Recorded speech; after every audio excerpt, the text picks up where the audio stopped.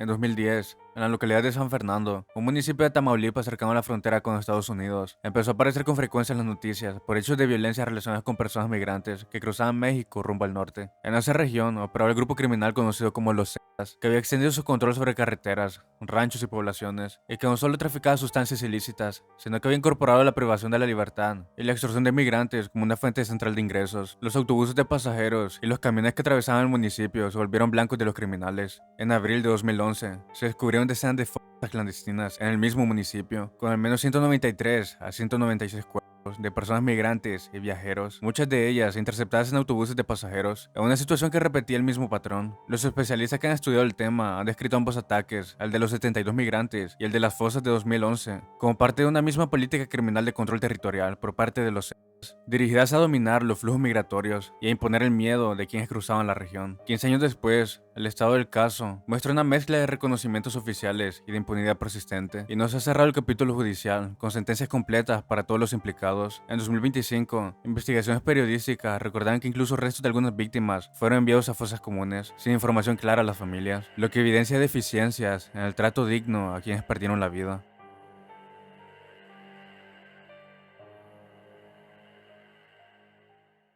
Antes de seguir con el video, quiero hacer una pausa rápida para presentarles Stockity, una plataforma de trading sencilla y fiable, donde puedes buscar ingresos adicionales operando desde su página oficial, stockity.com. Stockity tiene dos modos, una cuenta demo con $10,000 para practicar sin obtener una pérdida, y una cuenta real para operar cuando ya entiendes mejor cómo funciona. Primero les muestro la demo, donde tienes $10,000 para probar movimientos, ver el gráfico y acostumbrarte a la plataforma sin entrar directamente en real. Ahora voy a cambiar a la cuenta real para hacer una operación completa. La idea es observar el gráfico y tomar la decisión con calma. Aquí veo cómo se está moviendo el precio. Espero unos segundos y entro a la dirección que marca el gráfico.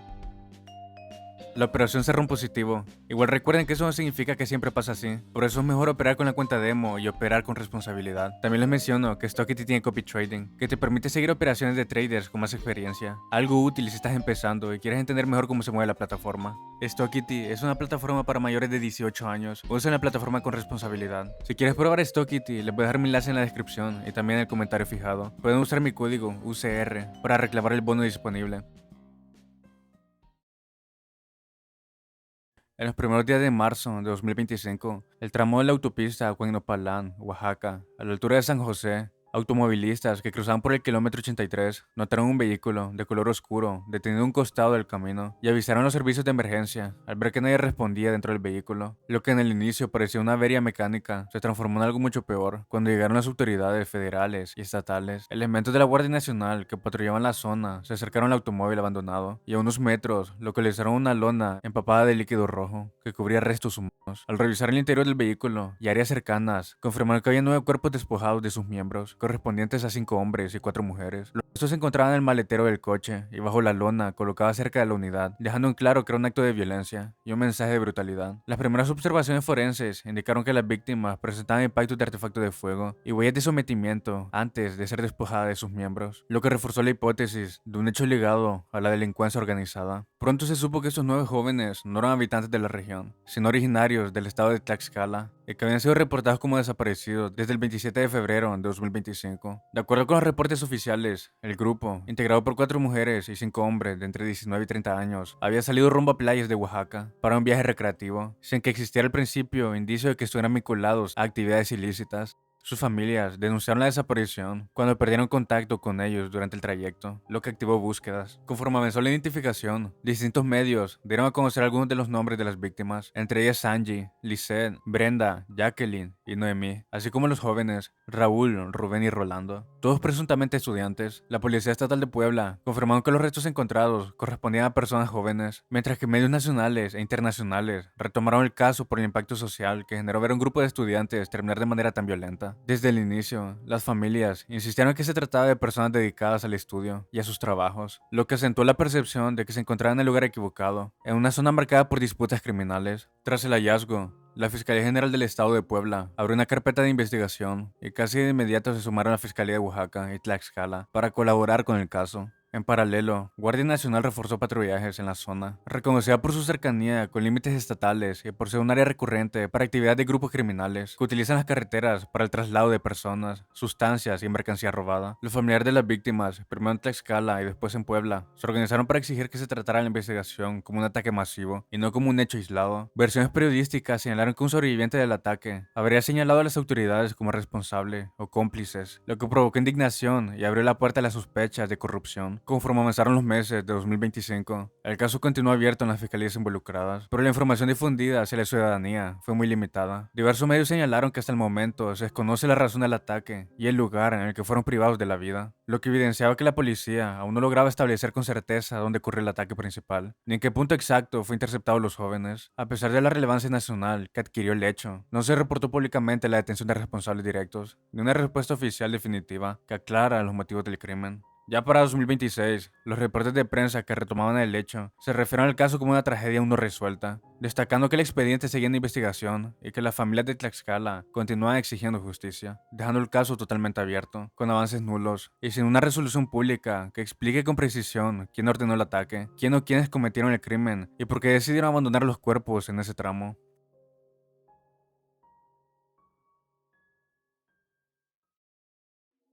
El 26 de mayo de 2013, en la zona rosa de la Ciudad de México, funcionaba el Bar Haven como un after en el que muchas personas prolongaban la fiesta después del cierre de otros locales. Aquella mañana de domingo, entre las 10 y las 11 horas, 13 jóvenes, 8 hombres y 5 mujeres que vivían en Tepito acudieron a ese lugar, buscando pasar el rato, sin imaginar lo que podría suceder. De acuerdo con la investigación periodística y judiciales, un grupo de hombres portando artefactos de fuego entraron al bar y frente a clientes y empleados se llevó por la fuerza a los 13 jóvenes. Algunos testigos señalaron que los agresores portaban artefactos de fuego e incluso algunos parecían ir uniformados, lo que generó desde el inicio sospechas sobre un posible vínculo con autoridades. Las víctimas fueron subidas a vehículos y llevadas fuera de la ciudad, pero en ese momento lo único que se sabía públicamente era que habían desaparecido de manera violenta. Mientras el bar continuaba operando durante algunos días más, en Tepito, la familia empezaba una búsqueda desesperada por encontrar a sus hijos e hijas. Pronto se supo que todos los desaparecidos tenían una conexión en común con ese barrio popular de la capital. Eran residentes de Tepito o tenían lazos directos dentro. Entre ellos estaban Jersey Ortiz, hijo de Jorge Ortiz, conocido como El Tanque, un antiguo líder de pandilla en la zona, así como jóvenes como Jennifer Robles, Montserrat Loza, Gabriela Telles o los hermanos Josué y Aaron, cuyas historias fueron descritas después por periodistas. Las edades iban de los 16 a 34 años. La desaparición simultánea de 3 habitantes de un mismo entorno dejó el barrio en shock y alimentó la idea de que el ataque no solo iba dirigido a las personas, sino también a toda la comunidad del lugar. En los días siguientes, las familias comenzaron a presionar a las autoridades del entonces Distrito Federal para que se tomara el caso con seriedad. Organizaron protestas, conferencias de prensa y marchas que salían del propio Tepito hacia el Zócalo. La respuesta oficial fue al inicio lenta y marcada por mensajes que intentaban minimizar la posible conexión con el crimen organizado, insistiendo que la ciudad no estaba dominada por estos, sino por pequeñas pandillas. Conforme avanzaron las investigaciones y se acumularon filtraciones y análisis, empezó a formarse una resolución. Una de las hipótesis señalaba que el secuestro fue una represalia relacionada con un crimen ocurrido 2 días antes en un bar de la colonia Condesa, donde habría sido atacado un presunto delincuente vinculado a un grupo delictivo. Otra versión apuntaba a una confrontación entre bandas, conocidas como los Tepis y la Unión, conectada con la disputa de la venta de sustancias ilícitas. Ambas versiones coincidían en un punto.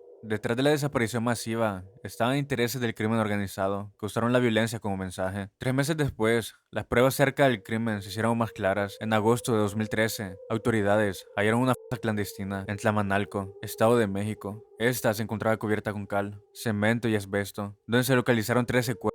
Mediante pruebas de ADN, estudios y análisis radiológicos, se confirmó que al menos 5 correspondían a los jóvenes del caso Given, y posteriormente se estableció que los 13 desaparecidos les habían quitado la vida y enterrados en ese sitio. El hallazgo confirmó lo que la familia sospechaban. Sus hijos e hijas no solo habían sido privados de la libertad, sino que fueron víctimas de un ataque que rompió el discurso del gobierno, donde se decía que no había presencia de la delincuencia organizada. A partir de entonces, la historia se movió también a los tribunales. La investigación penal identificó diversos participantes en el evento y ataca a los jóvenes, entre ellos miembros de grupos criminales, con presencia en Tepito y personas vinculadas al entorno del bar. El caso también evidenció la relación entre la delincuencia organizada y autoridades. Investigaciones judiciales y análisis académicos describen la complicidad en que policías y funcionarios facilitaron la operación de bandas criminales, permitiendo que un grupo de delincuentes ingresara a un after en el corazón de la ciudad y se llevara a 13 personas.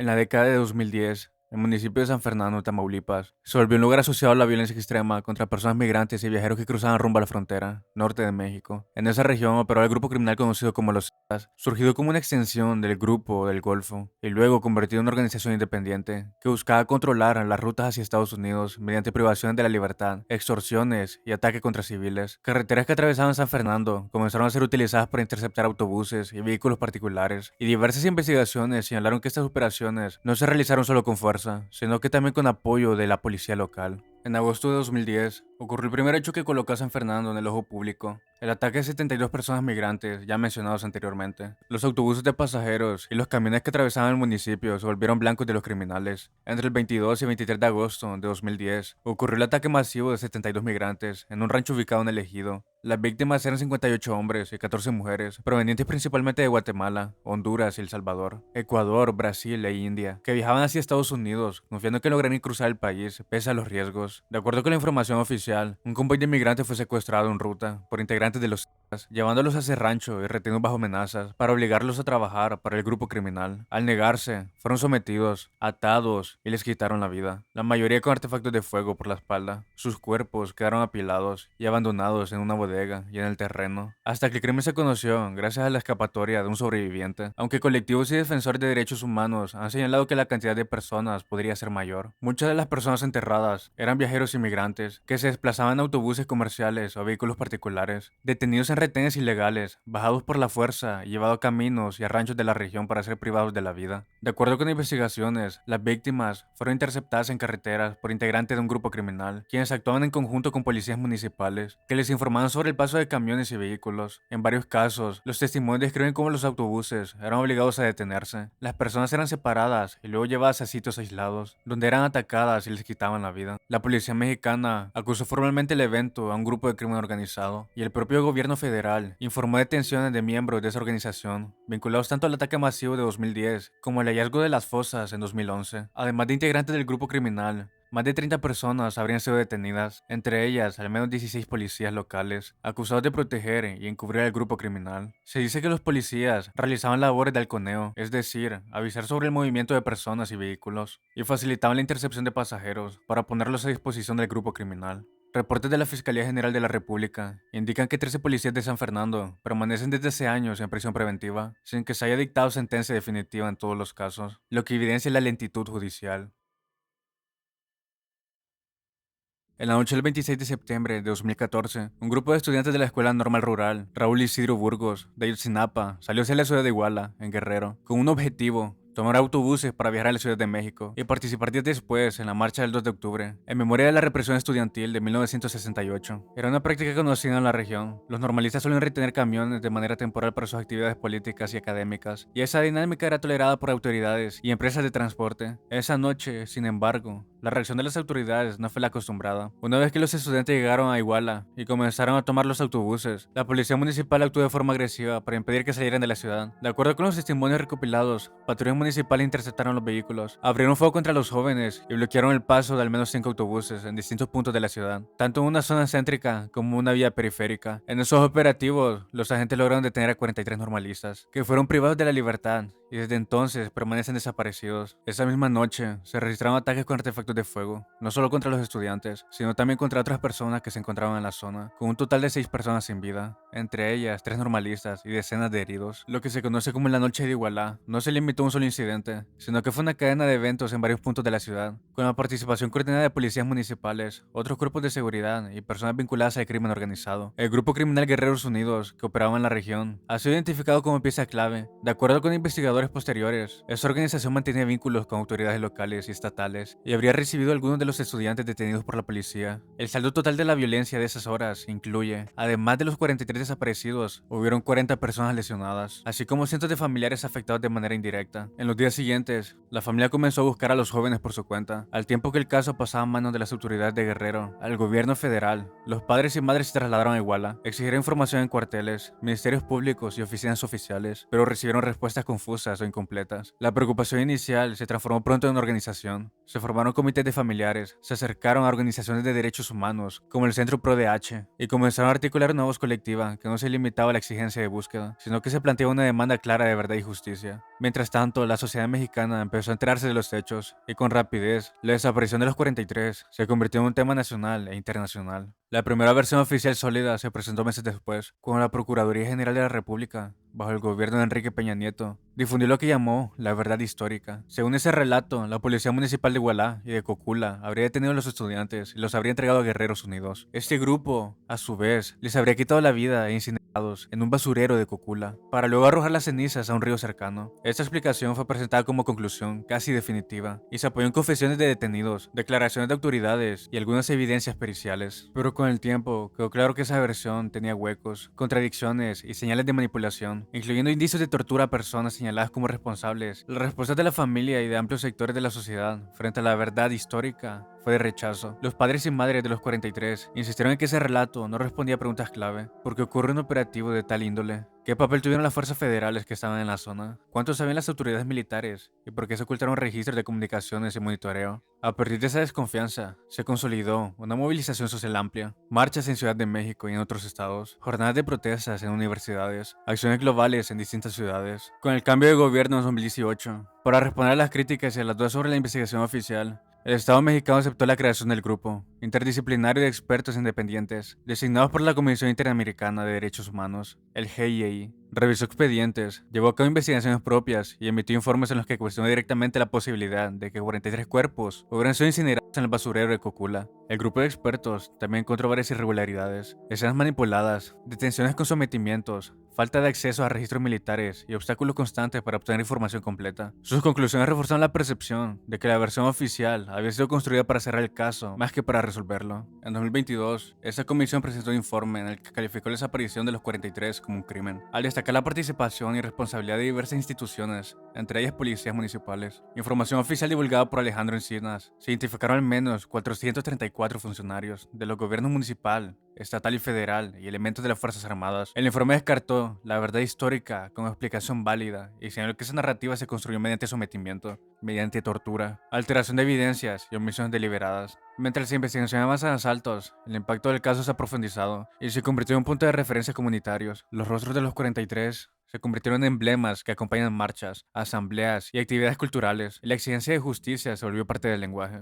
El impacto para la familia ha sido enorme. 11 años después de los hechos, el caso sigue abierto. La CIDH ha señalado que, pese a ciertos avances en la búsqueda y el reconocimiento de responsabilidades, el Estado de México no ha logrado aclarar completamente las circunstancias de la desaparición, ni han ofrecido una explicación de lo que pasó con sus familiares. Las autoridades afirman que continúan las labores de búsqueda y permanecen abiertas las investigaciones sobre la participación de militares y otros funcionarios, pero los informes más recientes reconocen que hay obstáculos importantes, incluyendo la pérdida de personas claves para obtener información y la falta de acceso plena a todos los archivos y comunicaciones. Pero lo más inquietante es que, después de 2014, el caso de Ayotzinapa no solo quedó marcado por la desaparición de los 43 estudiantes. Con el paso de los años, varias personas conectadas de alguna forma con la investigación también terminaron sin vida. Uno de los casos más conocidos fue el de Miguel Ángel Jiménez Blanco, un activista que ayudó en la búsqueda de los normalistas y de otras personas desaparecidas en Guerrero. En 2015, fue encontrado sin vida dentro de su taxi. Esto llamó mucho la atención, porque él había participado en brigadas que llegaron a localizar fosas clandestinas,